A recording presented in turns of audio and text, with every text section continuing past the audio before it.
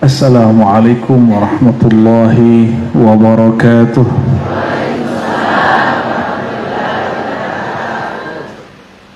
Alhamdulillahilladzi satarana bijamalih, laula jamalu sitrih lan kashafat uyubuna wa auratuna. Asyhadu an la ilaha illallah wa asyhadu anna Muhammadan abduhu wa rasuluh. Allahumma salli wa sallim wa barik ala sayyidil wujud, sahibi tajalliyatil jamali wal jalal, sayyidina Muhammad wa ala alihi wa ashabihi wa li baitihi wa dhurriyyatihi ajma'in. Allahumma salli ala madinatil ilmi wa ala alihi babil ilmi. Amma ba'du, yang saya hormati Syekhuna Khadimut Tariqah Al-Muhammadiyah As-Sunusiyah Al-Idrisiyah Kiai Haji Baharuddin. Saya takut salah baca Andregurut tak? Takut salah melafazkannya. Katanya kalau kurang tasdid jadi maknanya berubah. Begitu juga saudara beliau Ketua MUI Dr. Kiai Haji Najabuddin, barakallahu fikum, dan semua para wakil rakyat dan para ulama yang berhadir, yang saya mohon maaf tidak dapat sebutkan satu persatu. Wa akhasul khusus sahibul fadilah, sahibul ma'had Kiai Haji Dr. Amirullah Amri. Beliau ini layak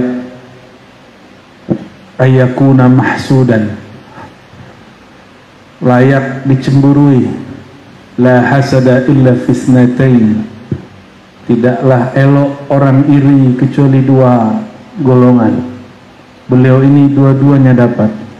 Rajulun atahullahu kitaban atau atahullahu ilman fayatluhu ana al-laili wa ana an-nahar, wa rajulun atahullahu malan fayunfikuhu ana al-laili wa ana an-nahar.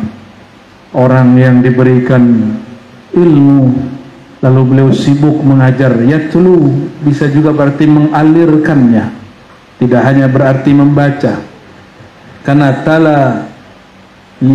tala itu membaca atau melanjutkan berurutan. Beliau saya lihat ketika kami rihlah 2 hari 3 hari berturut-turut, hampir semua tempat itu sudah dilaluinya.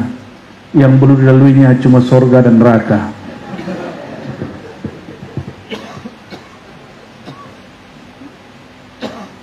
Dan yang kedua, Allah beri juga kelebihan malan, harta, dan tidak pelit untuk berbagi.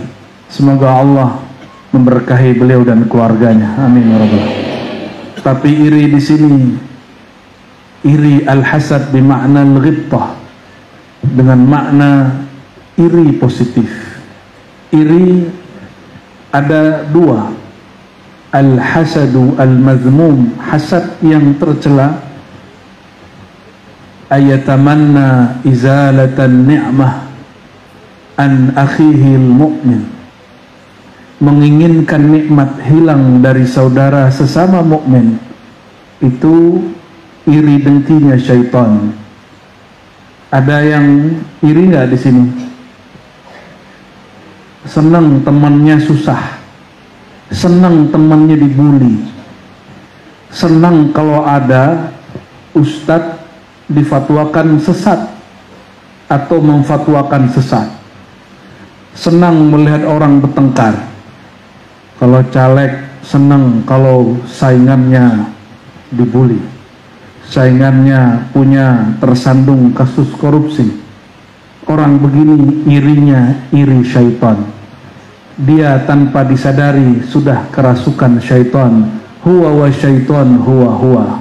Dia dan syaitan sama aja. Malah lebih berbahaya.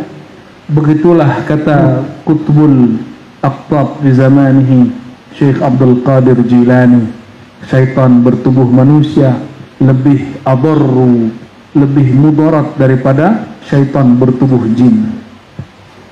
Semoga Allah menjaga kita dari itu semua. Adapun iri yang positif, kita melihat ada orang sukses, kita ingin seperti dia tanpa ingin dia hancur. Coba sekarang irinya diganti, itu baru abdun min ibadillah, hamba Allah. Allahumma shalli wa sallim wa barik alaihi.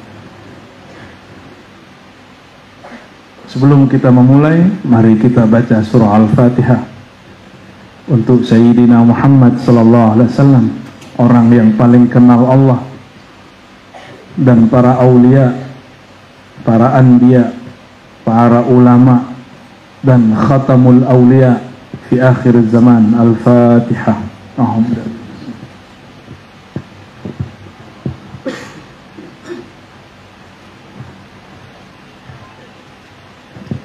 Amin. Kajian ini saya sarikan dari karya-karya Imam Ghazali yang berjudul Kimya'us Sa'adah, Ar-Risalah Al-Laduniyah, dan Mukhtasar Ihya Ulumuddin. Tapi kita ikhtisar dalam waktu 1,5 jam insyaallah. 3 kitab. Bisakah? Bisa, 1 bab aja.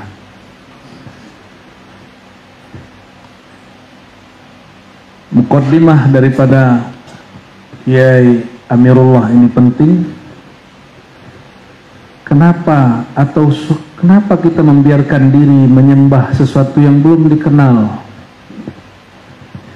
Maukah saudara-saudariku menghormati orang yang tidak dikenal? Mau nggak? Menghormati orang yang tidak dikenal, itu namanya bodoh.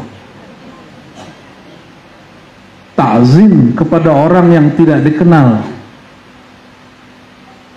itu bodoh. Siapa tahu orang ini orang jahat, kenali dulu dia baru dihormati. Kalau tidak, biasa aja. Jika seseorang sulit menghormati yang tidak dikenal, maka bagaimana mungkin seorang mukmin bertahan menyembah sesuatu yang dia tidak mengenalnya? Maukah ibu-ibu ini punya suami tapi nggak kenal suaminya? Mau nggak? Ya mau ya? Mau mas? Abang? Mau punya istri yang tidak dikenal? Nggak mau. Itu baru hubungan sesama makhluk. Itu sebabnya kalau kita senang seseorang, kita cari tahu dia di sosial media. Kalau orang dulu tanya-tanya orang kampung situ itu siapa. Zaman dulu Kiai Baharudin, ya zaman belum ada Facebook. Itu siapa, apa kebiasaan dia anak siapa. Betul nggak? Karena nggak mungkin kita menikahi seseorang yang kita nggak kenal. Hidup bersama dengan orang tidak kenal. Sholat itu nggak tanggung-tanggung 5 kali sehari. Masa sholat tapi tidak kenal siapa yang disembah? Oke, kita turunin lagi contohnya. Maukah makan 5 kali sehari tapi rasanya nggak ada?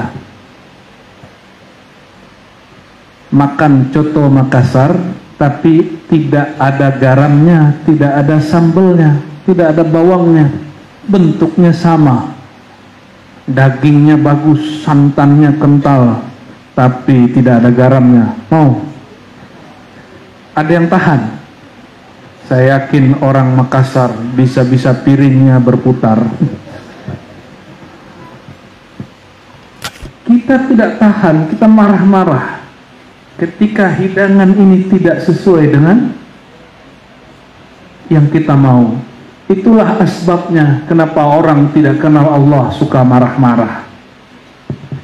karena hidangan dia tidaklah enak, hidangan batin dia tidaklah nikmat, maka dia masih sibuk dengan hidangan batin orang lain. Kenapa si anu sibuk dengan orang? Karena yang dia punya tidak lezat. Kenapa? Karena coba-coba masak sendiri. Masak sendiri belum tahu caranya. Buat kopi, gulanya 3 sendok, terlalu manis. Buat kopi, kopinya setengah sendok, tidak ada rasa. Tapi orang yang ahli buat soto Makassar, buat kopi, walaupun dia cepat-cepat, tapi rasanya pas. Kalau tidak ahli buat soto, buat coto, datanglah ke ahlinya. Kalau tidak ahli buat kopi, minta tolonglah kepada ahlinya. Pahamkah maksud saya? Apa maksud saya? Az-zikru qutul qulub. Begitu perkataan Imam Abu Talib Al-Makki. Zikir itu zikrullah, yang menjadi ruhnya salat. Itu adalah makanannya hati. Betapa anehnya manusia jika makanan lidah ini mesti dimanjakan dengan bumbu-bumbu yang luar biasa, bahkan didatangkan chef yang bersertifikat, yang punya pengalaman. Lalu bagaimanakah dia tidak memanjakan kolbunya, tidak mau mendatangi pakarnya, tidak mau mencicipi, cuma melihat, oh bagus ya, tapi tidak mencicipi.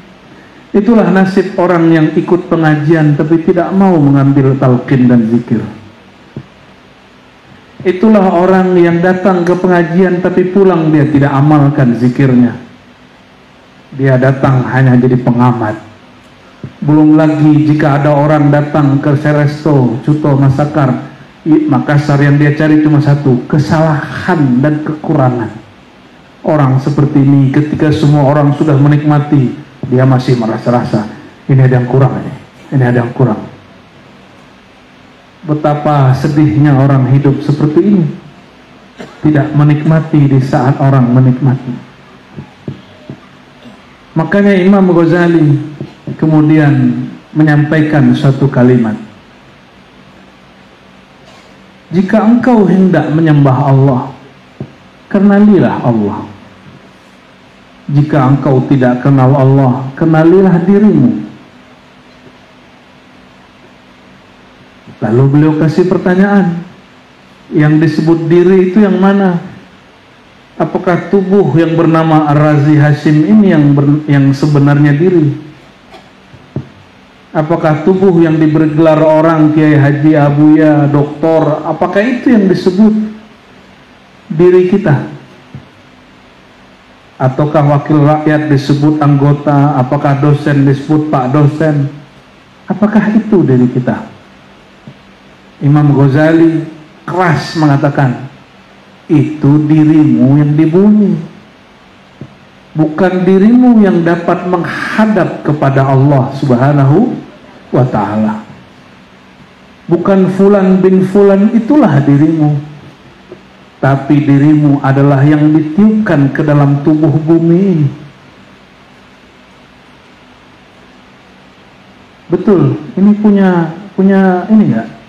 Punya nyawa enggak ini? Punya ya? Punya ruh kah? Orang bertanya di mana Allah, itu pertanyaan norak.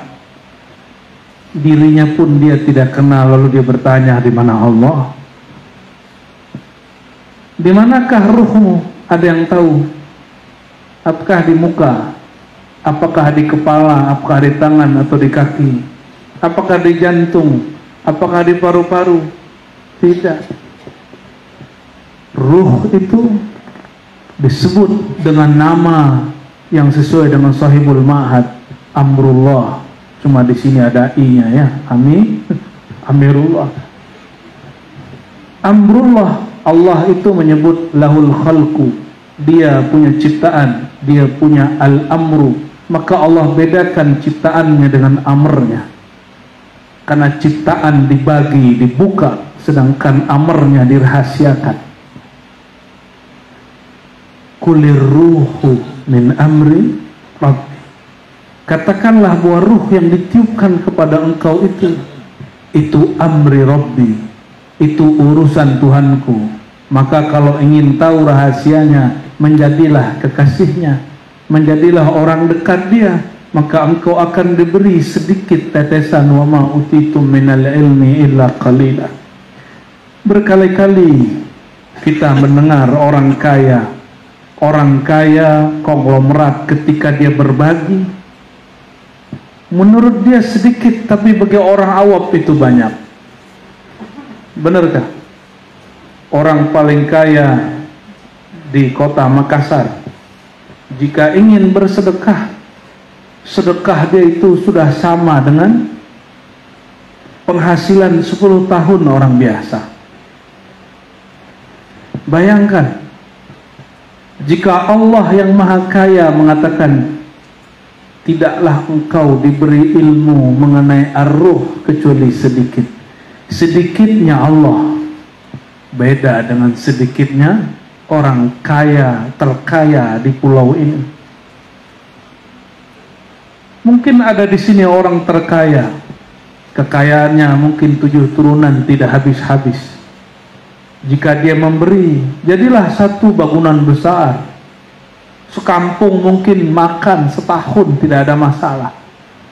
Kira-kira yang Maha Kaya jika ingin memberikan nikmatnya, pastilah semua makhluknya kenyang.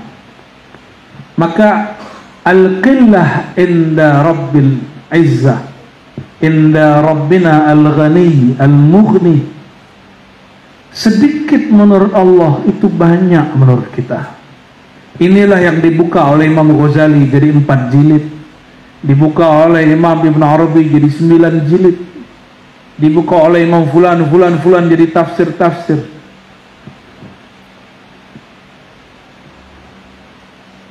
Tapi ilmu ini berhak ada orang yang iri.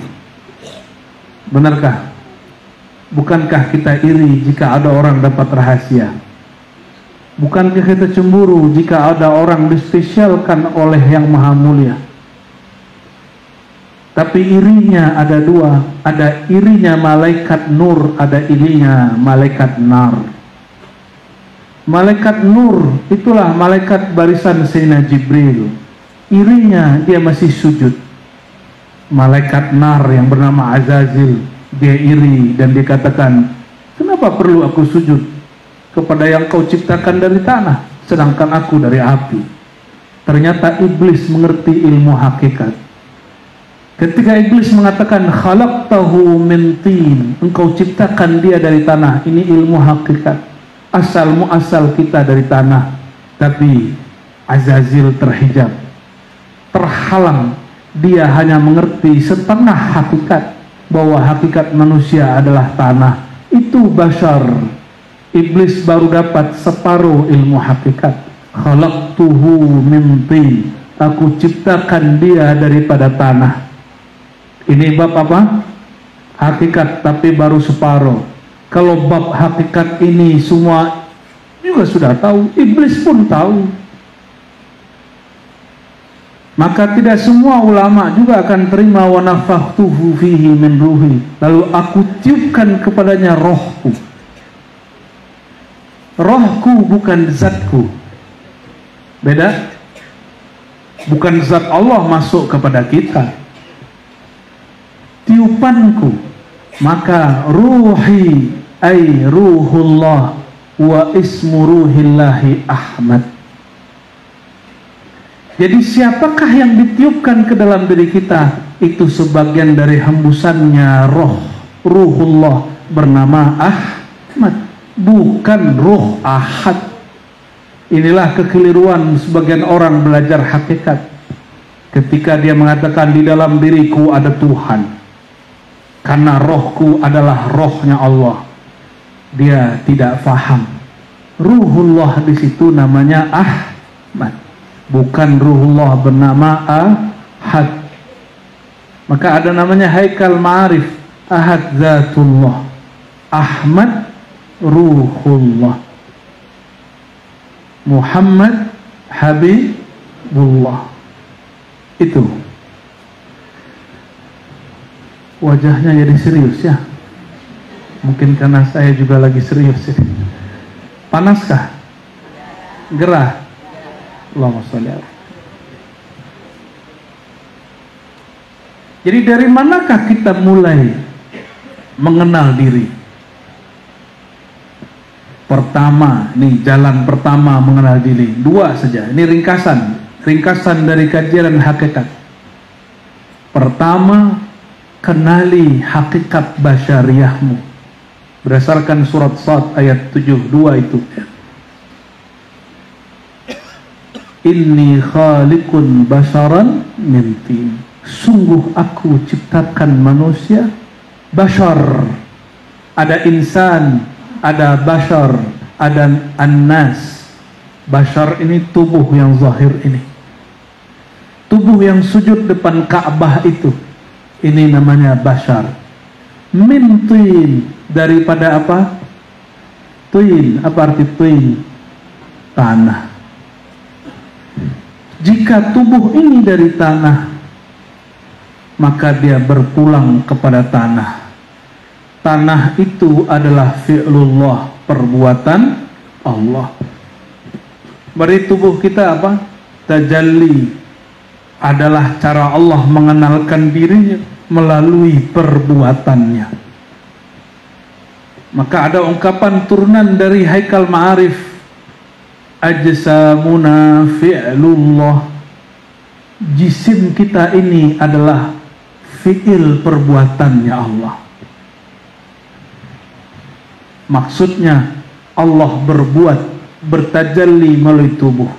Makanya hadisnya sahih menyebutkan inna Adam khuliqa ala suratir rahman. Sesungguhnya sang Adam, ini keturunan Adam atau keturunan malaikat atau keturunan Banul Jan, jin? Yang mana nih? Coba lihat kakinya di bawah tidak? Menempel di lantai tidak? Oh, masih nempel. Ya, ini ada yang hadir ini, cuma tidak terlihat mata aja ya. Mungkin ada sebagian Allah izinkan terlihat. Inni khaliqun basharan min tin. Kalau kepada kaum jin, inni khaliqul jan, penciptakan jin min nar, min marjin min nar. Aku ciptakan kaum jin Banul Jan daripada api, keturunannya daripada intinya api. Atau marjin min nar, mungkin bunganya api.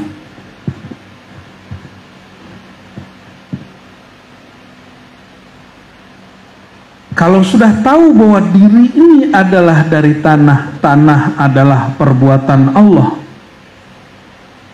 Jika kita menyembah, nah inilah pertanyaan Kiai Dr. Haji Amirullah. Ada guru berkata begini, kata beliau, menurut Buya gimana? Beliau ini ngetes saya. Al-abid wal ma'bud wahid. Ini kan mengerikan ini ya. Ini mesti dikoreksi ya.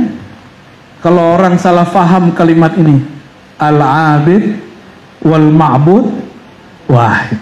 Beliau lagi ngecek ini Rozi ini masuk yang mana nih ya.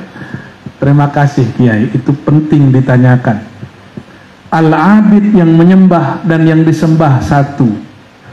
Bahaya gak ini? Dulu waktu saya kecil, guru kami Abuya Malin Marajo An-Naqsyabandi As-Samani, Al-Muhammadi juga, karena Samaniyah itu Al-Muhammadi. Apa kata beliau? Ada masa nanti satu makam engkau tidak sadar siapakah yang sedang sujud, siapakah yang sedang menyembah. Entah dia yang menyembah engkau, entah engkau menyembah dirinya. Waduh, saya besok langsung lapor sama mursyid saya yang tertua, Abuya Hasan Basri. Ini guru muda namanya Abuya Malin Marajo, sedang berkalam malam tadi. Entah hamba Entah Tuhan yang menyembah hamba, entah hamba yang menyembah Tuhan, ataukah dia dan dia satu. Tapi harapan saya apa? Beliau marah dan bilang, ya Malin Marajo itu orang kafir zindik. Itu yang saya harapkan. Ternyata ada murid yang suka memprovokasi guru supaya gurunya marah-marah dan mengkafirkan orang. Hati-hati, itu masa lalu kami. Itu masa lalu kami. Ternyata saya berhadapan dengan wali Allah, wali yang kolbunya dijaga oleh Allah. Ketika saya berkalam begitu, beliau diam, la kalam wala salam, tidak berkalam walau harfan, satu huruf pun tidak berkalam. Tapi di wajahnya seakan-akan beliau berdoa, kamu akan faham satu saat. Tapi beliau tidak pernah bahas itu kecuali saat mentalkin zikir. Ternyata Ar-Razi lah yang salah. Ar-Razi tidak faham bab namanya tajalli dan hayran. Seperti dulu Ibnu Taimiyah tidak faham kitab Futuhat Al-Makkiyah. Al-Futuhat Al-Makkiyah dimulai dengan satu bab, bukan bab juga, satu muqaddimah. Muqaddimah babul hayrah, maqam hayran. Makom heran ini bukan makom akidah, maka ahli akidah tidak pantas menghukuminya. Juga bukan makom ahli fikih, maka ahli fikih lebih baik diam, tidak mengomentarinya. Ini makom rohani, bab zauq dan rasa, maka hukum fikih tidak berlaku padanya. Hukum akidah tidak bekerja jika di i'rab disebut la mahalla lahu fil i'rab. Betul Pak Kiai? Karena tidak nyambung. Oleh Imam Ghazali disebut epistemologi, ini beda ilmu, maka jangan samakan walaupun sama istilah. Dokter beda cara pandangnya dengan yang sering berdebat sama yang buat obatnya apa? Apoteker, bener Pak Dokter ya? Pak Dokter namanya nama pesantren ternyata ya, diambil jadi nama pesantren, Dokter Ilmu Yakin. Sering berdebatkah dokter dengan ahli farmasi, apoteker? Sering. Kenapa? Cara pandangnya beda. Jadi kalau ahli fikih kemudian bilang itu murtad, ahli akidah mengatakan itu zindik, wajar karena mereka tidak merasakan. Kita maklumi para kiai. Tapi saya bersyukur di sini ketua-ketua ulamanya orang-orang tarekat. Tarekatnya paling unik. Tarekat Al-Muhammadi Al-Idrisi, yang imamnya langsung mengambil dari rohani Rasulullah SAW, yang mana banyak hari ini mursyid-mursyid tidak percaya. Saya cuma ngomong gini, kalau kamu nggak percaya berarti itu makommu, makom belum ketemu rohani Rasulullah SAW. Jangan batalkan makom orang yang sampai. Untung saya tidak ngomong berhenti aja kau jadi mursyid. Dulu kita begitu Pak Kiai, sekarang sudah tobat. Itu babul jalal, sekarang babul jamal. Lalu apa maksud tadi? Al-abid wal ma'bud wahid. Ini baru bab basyarat, kita belum masuk bab amrullah. Al-abid wal ma'bud wahid. Dalam ilmu zauq itu ilmu zauq rasa, bukan ilmu akidah. Dalam ilmu akidah yang menyembah hamba yang disembah Rabb, Allah pencipta. Hubungan kita dan Allah, hubungan hamba yang dicipta, Allah yang mencipta, itu ilmu akidah. Dalam ilmu tasawuf, ilmu hakikat, hubungan kita dan Allah lebih mesra dari hubungan Tuhan dan hambanya. Hubungannya adalah hubungan pelaku dan perbuatan yang dia lakukan. Apakah fiil perbuatan kita itu kita atau berlainan? Lain, tapi dia tidak ada tanpa pelakunya. Saya berbuat, saya berbicara, saya berkata, saya memandang. Pandangan itu bukanlah saya, tapi pandangan itu tiada kecuali saya memandang. Saya berbuat, perbuatan ini tiadalah ada kecuali karena ada si fa'il pelakunya. Kalau baca hayya 'alas shalah, jawabnya apa? Marilah sholat. Jawabnya apa? Tidak ada daya untuk sholat. Tidak ada daya untuk ruku sujud kecuali dengan Allah. Billah, inilah hijab antara hamba dan Allah. Billah, huruf ba. Ini namanya al-ba, ba fi'lillah. Ba yang menunjukkan perbuatan Allah. Maka di saat Allah berkehendak si hamba sholat, maka dia sholatlah. Tapi siapakah yang sholat saat itu? Kembalinya kesadaran si hamba dari perbuatan dia kepada perbuatan Allah, bahwa yang menggerakkan aku ruku tiadalah kecuali Allah. Maka dia pulangkan, ya Allah, wajjahtu wajhiya lilladzi fataras samawati wal ard. Di ujung inna salati wa nusuki wa mahyaya wa mati lillah. Itu namanya berpulang. Pulangnya fi'il kepada fa'ilnya, pulangnya perbuatan kepada yang menciptanya, pelakunya. Sudahkah sholatnya seperti itu? Kita kemudian merasakan, ya Allah, ini gerak, Engkau juga yang menggerakkan. Ini takbir, Engkau juga yang membesarkan. Ini rukuk sujud, Engkau juga yang memberikan daya dan upaya. Itu namanya hamba berpulang. Barulah sholat begini diangkat ke langit. Maka orang begini nggak sempat lagi aku khusyuk atau tidak, nggak sempat mikir lagi. Kenapa? Hatta khusyuk pun telah berpulang. Jadi ini baru masuk bab fi'il, belum sifat, belum zat, belum asma. Ketika berpulangnya fi'il, adanya kesadaran hamba, saya sadar ketika saya sholat ini bukanlah Allah yang sholat, bukan. Tapi perbuatan ini, sholat ini adalah perbuatannya Allah. Al-abid fi'lullah wal ma'bud fa'iluhu wa huwa Allah. Zindikkah orang ngomong begitu? Yang sholat itu perbuatan Allah, yang disembah kembali perbuatan kepada yang berbuat. Apakah zindik, kafir orang begitu? Tidak. Itulah hubungan. Pernahkah berpisah perbuatan dengan yang berbuat, pelaku dengan lelakunya? Pernahkah terpisah? Begitulah wa nahnu aqrabu ilaihi min hablin warid. Kami lebih dekat kepada engkau, kepadanya, melebihi urat nadimu. Karena yang menggerakkan nadimu itulah dia. Pulang, itu yang disebut pulang. Maka nanti inna lillahi wa inna ilaihi raji'un. Bab ini sudah cukup. Sampai di sini sudah cukup menjadi kekasih Allah level 1. Semoga Allah berikan kesadaran itu. Jadi kalau sebelum sholat, kata Sayyidina Nabi SAW, sallu kama ra'aitumuni usalli. Ini langsung silakan diamalkan nanti. Sholatlah seperti engkau melihat aku sholat. Adakah yang melihat Nabi sholat? Maka etikatkan guru kita di depan yang bersambung kolbunya kepada kolbu Rasulullah SAW. Lalu baca salam kepada Rasulullah. Assalamualaikum ya Rasulullah. Hadirkan dia di depan, seakan-akan dia imam kita, baru kita bertakbir. Di saat itu barulah lebur perbuatan kita dalam perbuatan Allah Subhanahu wa ta'ala. Nanti hilanglah banyak pikiran, yang muncul hanya rasa. Jadi kapan khusyuk itu berat? Kalau difikirkan. Kapan khusyuk itu tidak lagi terfikirkan? Kalau rasa sudah ada. Jadi kalau ada orang bertanya, ilmu ma'rifat itu sulit, ya karena kamu fikirkan. Kan la tatafakkaru fi zatillah. Jangan pernah fikirkan zat Allah.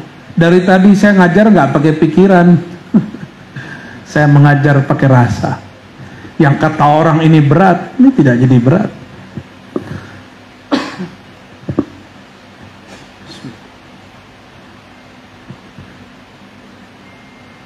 Dapat dipahami? Dapatkah dipahami? Berarti kajian ini tidak berat. Kajian ini ringan. Kalau kamarnya benar. Kamarnya sudah benar belum? Kalau belajar matematika pakai akal atau pakai kolbu?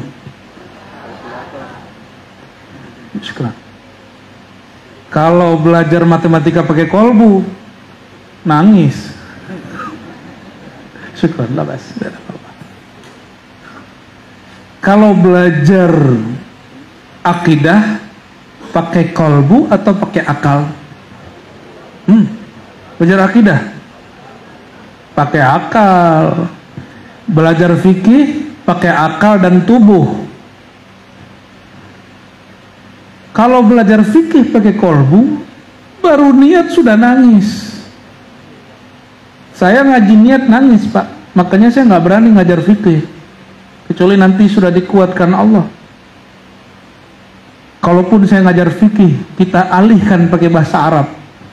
Jadi ada beberapa santri datang, saya ngomong bahasa Arab, biar nggak berasa-berasa amat. Ya. Lain. Imam Ghazali mengatakan dulu ilmu fikih dan tasawuf itu satu, disebut ulumuddin. Al-fiqhu, ilmu fikih itu dulu ad-din, gabung semua. Allahumma sholli ala sayyidina. Nah, itu baru bab fi'lullah. Mudahkah? Mudah. Itu thariqah pertama. Apa thariqah pertama? Tadi itu namanya apa? Hah? Yang barusan itu namanya apa? Bingung ya? Nggak usah takut salah. Apa namanya yang barusan itu? Thariqah inna lillahi wa inna ilaihi raji'un. Dah gitu aja thariqahnya. Susah amat. Berpulangnya fi'il perbuatan kepada yang berbuat.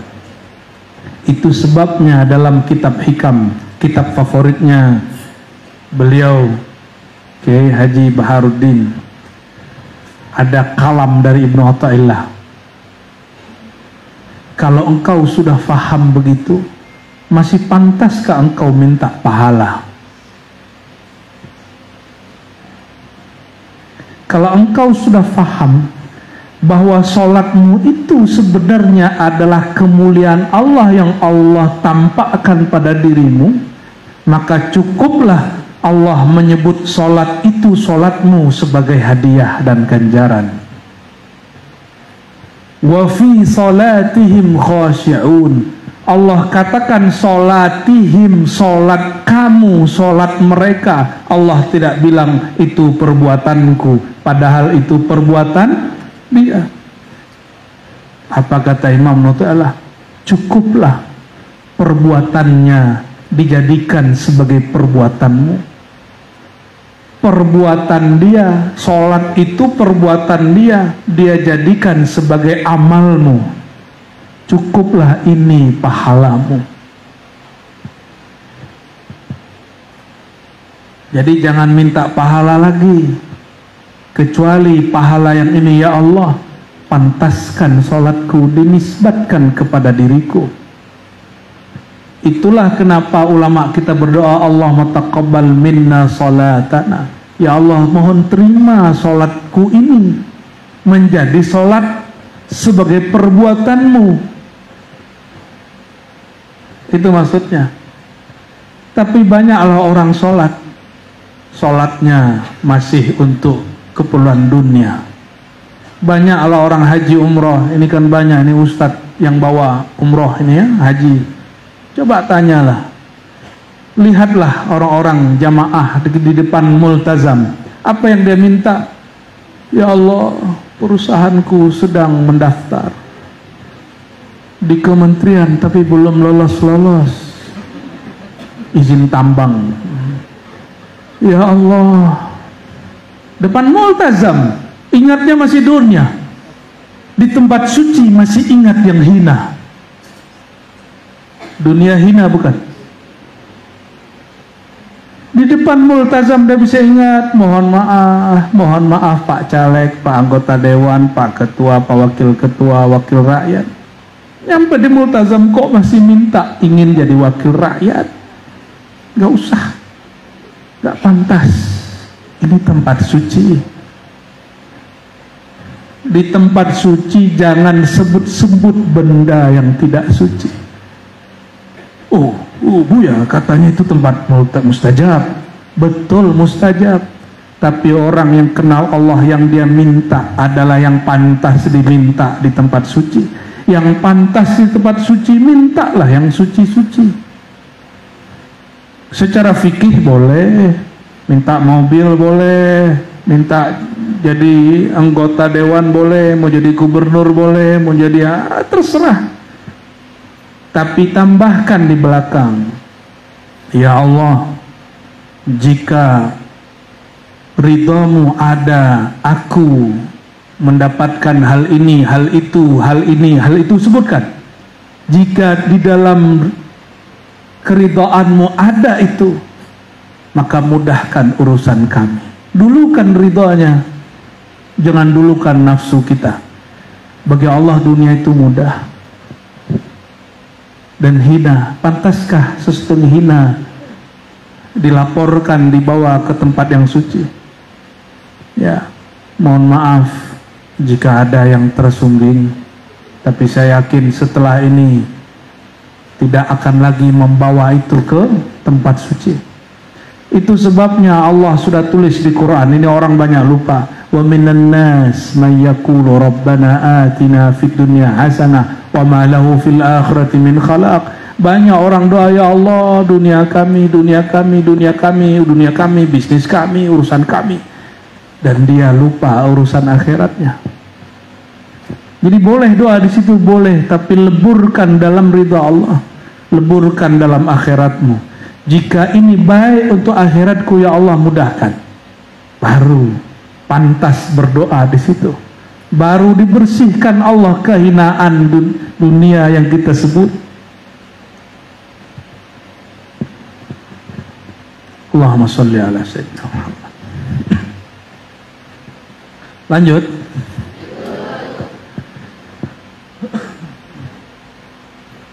Jadi itu thariqah inna lillah wa inna ilaihi atau boleh juga disebut raddul fi'li ila fa'ilihi,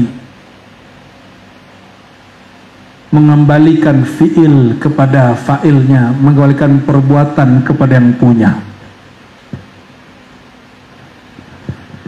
Saya mau tanya Bapak Ibu yang bersedekah, harta itu milik kita secara hakikat atau milik Allah?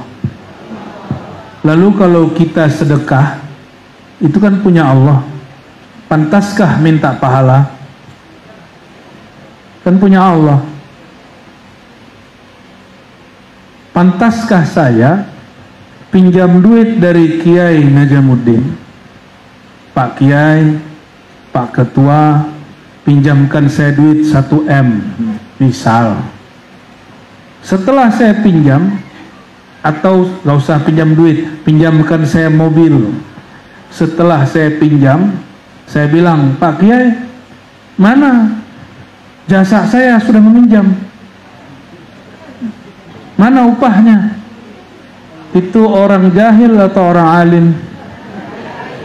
Betapa jahilnya seorang hamba, dia minta balasan dari sesuatu yang dia tidak punya secara ilmu hakikat. Yang dibawakan ilmu hakikat. Orang yang meninggal nggak sholat lagi, dia kalau sholat, sholat hakikat. Orang meninggal nggak zakat lagi, dia cuma zakat hakikat. Makanya alam ini namanya alam taklif. Mutu qabla anta mutu. Ini bukan hadis Nabi, ini perkataan Sayyidina Umar. Matikan dirimu sebelum mati. Hukumkan dirimu secara hakikat itu sudah mati, sehingga kamu faham ketika kamu mati nanti yang dipakai cuma hukum ma'rifat, hukum ta'rif, bukan hukum taklif. Ta'rif itu bermakrifat, taklif itu beban. Apa hukumnya ini Ustadz? Apakah ini berpahala Ustadz? Apa faedahnya ini Ustadz? Kalau saya baca zikir ini, apakah lancar usaha Ustadz? Itu taklif. Mau sampai kapan begitu? Ini sudah akhir zaman. Ini sudah akhir zaman. Tubuh kita sudah mulai, ada yang mulai dewasa, remaja, menua. Mau sampai kapan tidak menyadari apa yang dia beri. Jadi kira-kira gimana? Saya pinjam mobil ke Pak Kiai Najamuddin, Pak Ketua, pinjamkan saya mobil. Setelah 3 hari saya bilang, Pak Ketua, saya sudah pakai 3 hari, saya sudah mandikan, saya kembalikan, mana upahnya 1 hari, 2 hari, 3 hari. Orang begitu fahuwal jahil. Harta dititipkan Allah, wa mimma razaqna, di antara yang kami rezekikan kepada mereka. Lillahi ma fis samawati wal ard, milik Allah apa yang di langit, apa yang di bumi.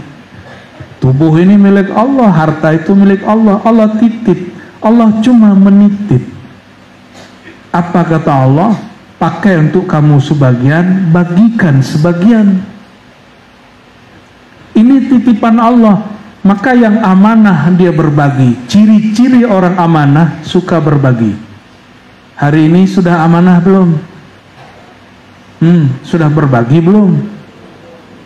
Ciri-ciri orang amanah suka berbagi. Sudah berbagi belum?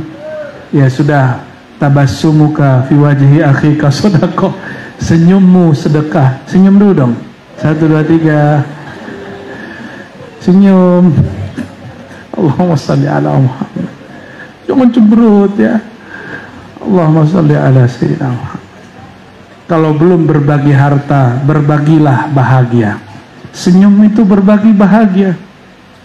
Kalau nggak sanggup, berbagilah doa. Assalamualaikum, sapa orang duluan. Jangan mandang orang karena beda jenggot, beda celana, beda torekot, beda mazhab, beda manhaj. Beda lain faham dengan saya. Kullu bid'atin dalalah wa kullu dalalatin finnar. Allahumma sholli ala sayyidina Muhammad. Sungguh aneh orang hari ini, tambah beragama, tambah tegang wajahnya.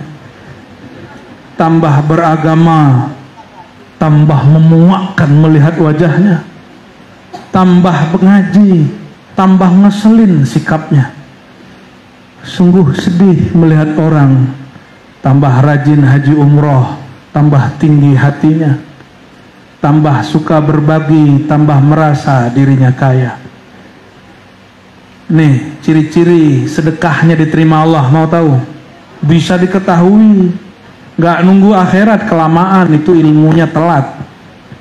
Imam Ghazali menerjemahkan ilmu tasawuf lain dengan ilmu fikih. Fikih itu mengetahui sah dan batal, ma'rifatu ma sahha minal amal wa ma batal wa ma rad wa ma batal, ya. Mengetahui sesuatu yang sahih dan yang tidak sahih.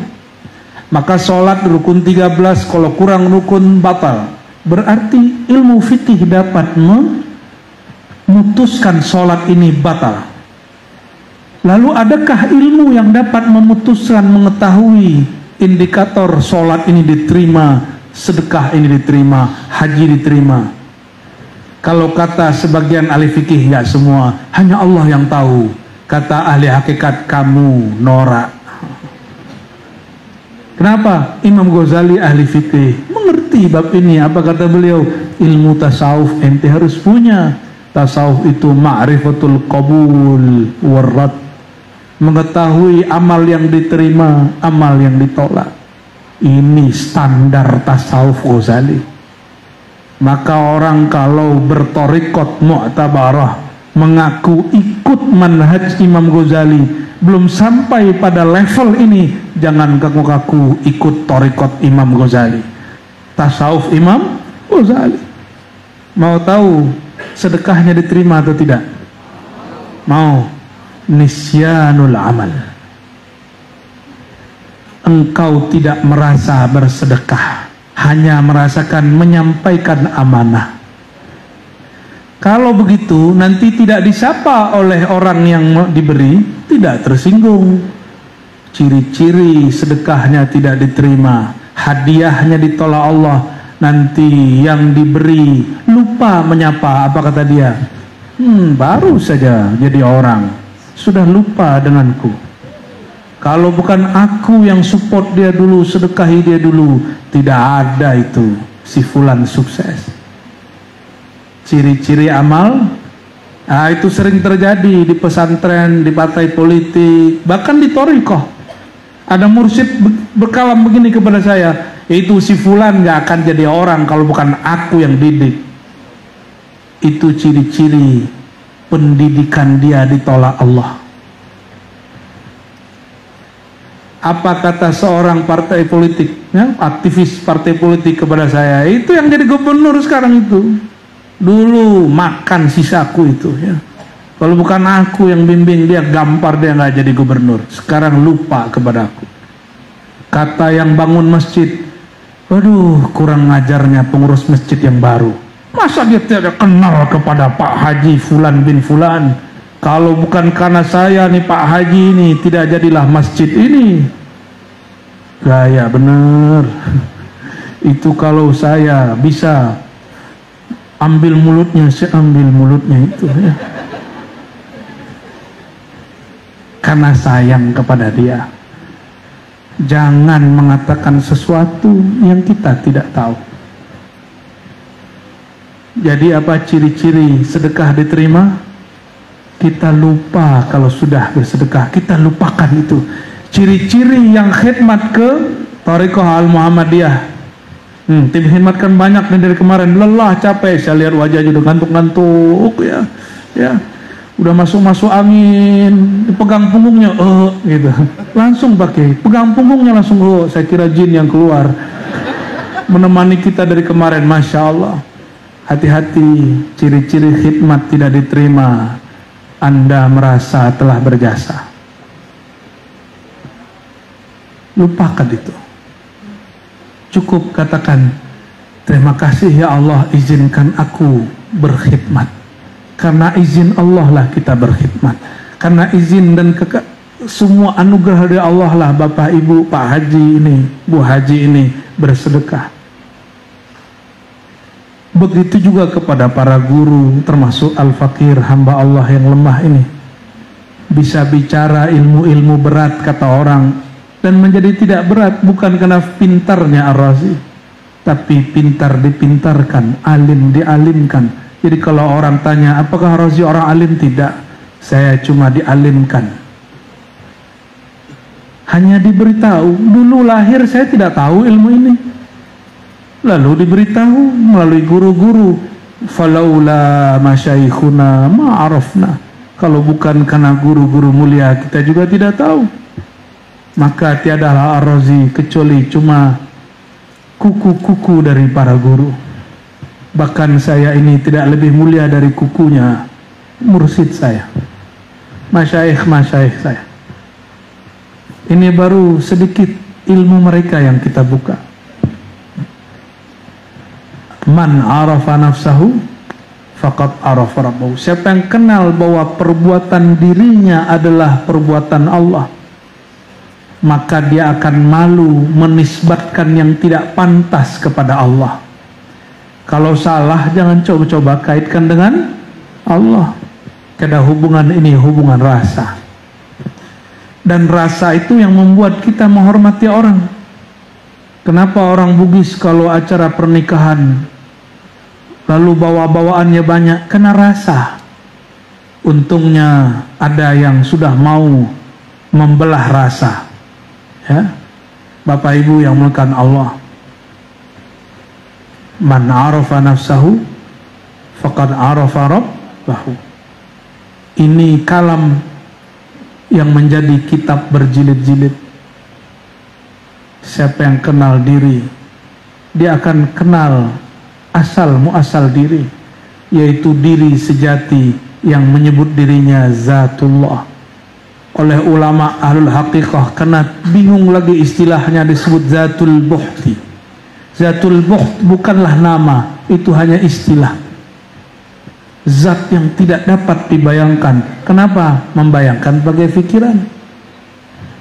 Oleh karena itu thariqah, metode pertama, thariqat kembali, inna lillahi wa inna ilaihi rajiun. Jadi nanti kalau sedekah, kembalikan, ya Allah ini hartamu, aku kembalikan kepada hambamu.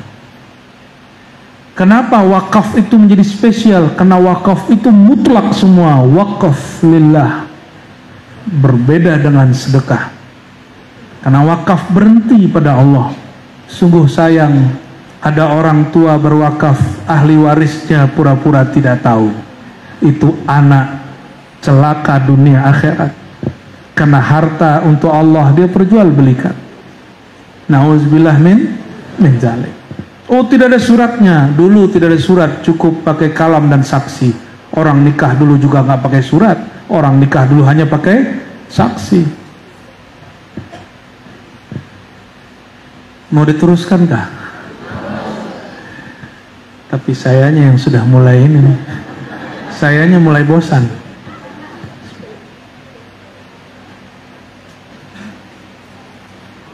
Thariqah kedua. Mau? Ini thariqah agak sedikit beristilah. Inilah yang disebut dengan Thariqat Nur Sayyidina Muhammad sallallahu alaihi wasallam. Apakah yang dimaksud Thariqat Nur Sayyidina Muhammad sallallahu alaihi wasallam?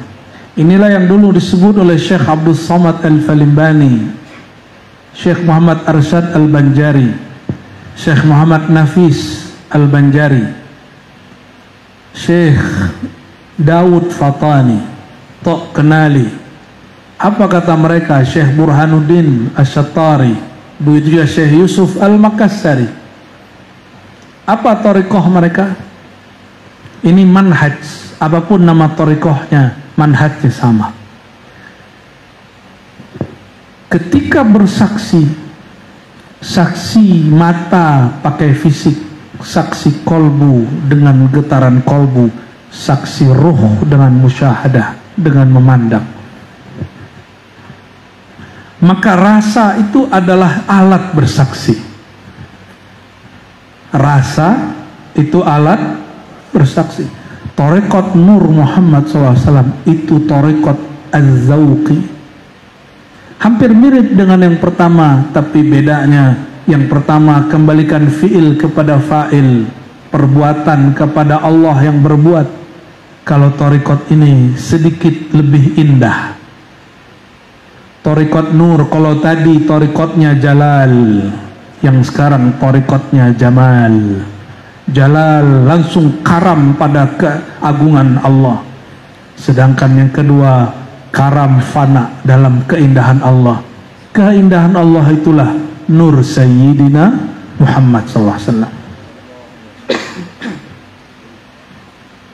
Thariqat Nur Muhammad SAW adalah engkau menyaksikan dirimu, tubuhmu, nyawamu, darahmu, tulangmu, kulitmu, rambutmu, sekujur tubuhmu, semua yang ada pada dirimu dicipta berasal dari Nurullah, Nur Muhammad sallallahu alaihi wasallam.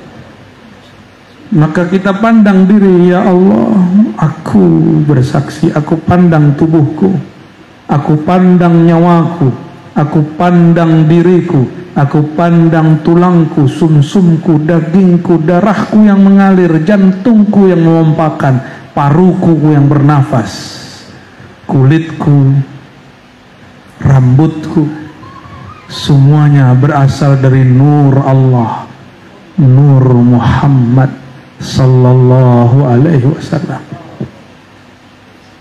Mau ngikuti? Mau coba? Oke, coba. Pegang tangannya di dada, pejam matanya semua.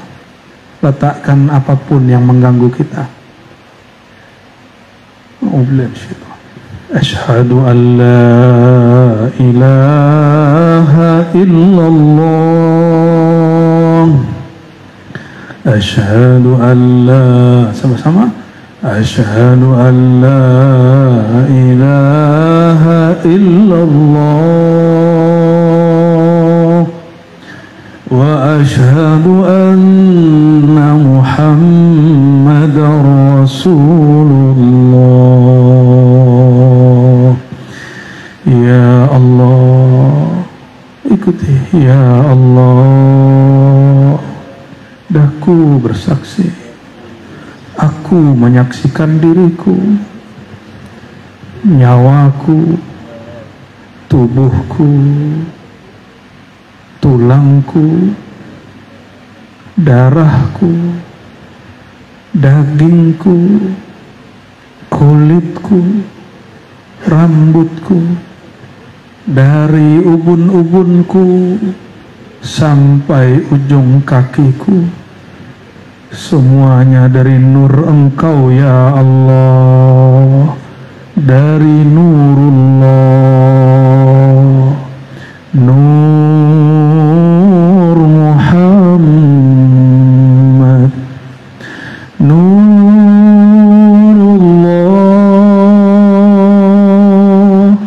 nur Muhammad sallallahu alaihi wasallam. Al-Fatihah. Allahumma Suratul Al-Mursalin. Amin. Buka matanya. Itu baru permulaan. Itu baru permulaan Thariqat Nur. Ilmu ini sudah lama dibuka. Sayangnya kenapa dipendam. Ini saatnya kita mulai membuka. Makanya saya senang ketika Thariqah Muhammadiyah Sanusia Idrisiyah berkembang, karena satu manhaj, satu jalan. Dan juga thariqat yang lain, Naqsyabandiyah, Qadiriyah, Khalwatiyah, Syaziliyah, Syatariyah, thariqat apapun.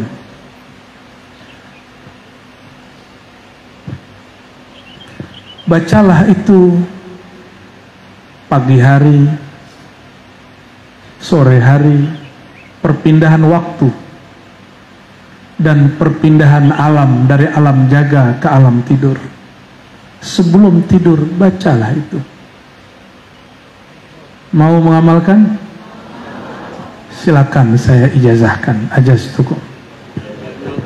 Ya, ini syahadat, ini paling besi, paling dasar. Jika dasar ini tidak dibuka, dibagi, syahadat kita tidak akan pernah berbuah. Tapi di atas ini ada lagi syahadat yang lain. Jangan senang dulu. Ini baru 2 thariqah, sedangkan thariqah itu sebanyak nafasnya makhluk. Ini baru ringkasan 2. Di atas itu ada lagi.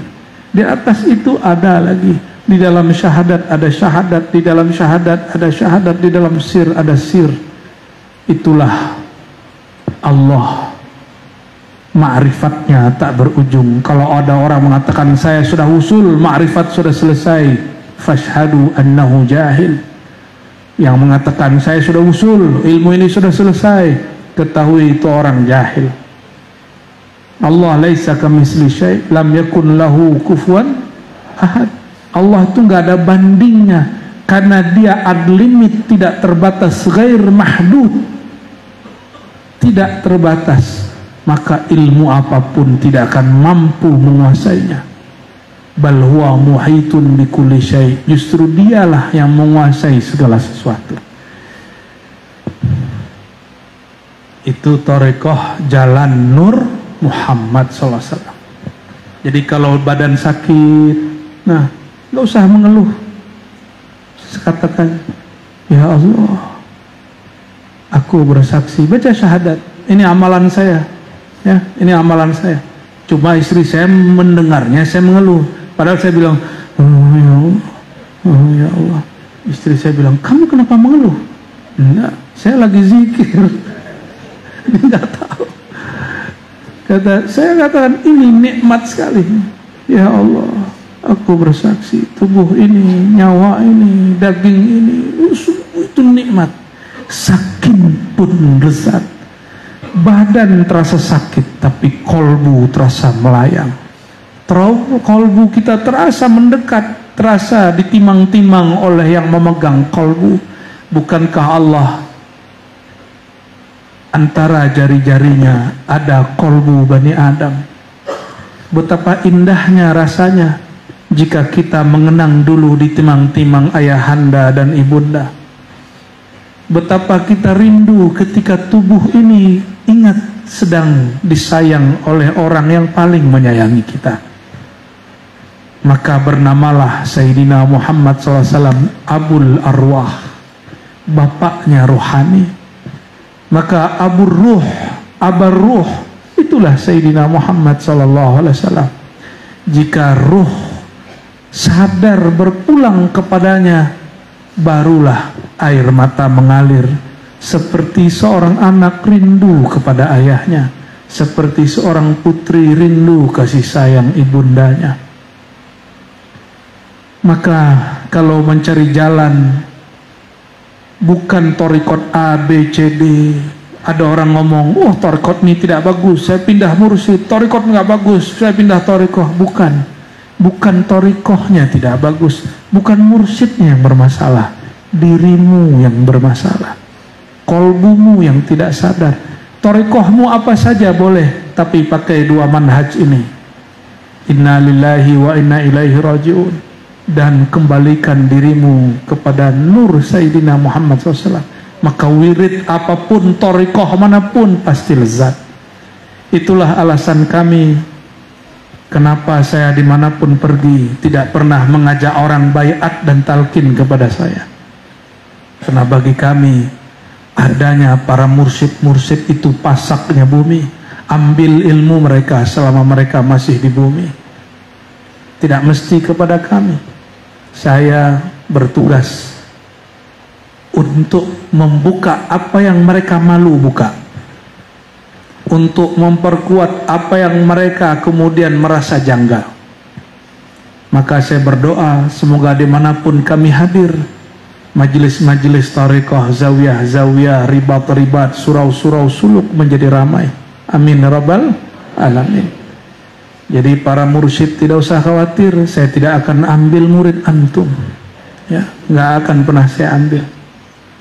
Nggak usah khawatir, saya nggak perlu murid. Saya sudah cukup dengan Allah Subhanahu wa Ta'ala. Saya sudah cukup, hasbunallah wa ni'mal wakil. Saya dan Allah sudah cukup. Jadi kalau ada orang iri, mungkin dia tidak faham apa yang kita maksud. Saudara-saudariku makan Allah, barangkali itu yang dapat saya sampaikan. Kalau diteruskan takutnya hujan di dalam, di luar tidak ada hujan. Allahumma salli wa sallim wa barik ala Sayyidina Muhammad.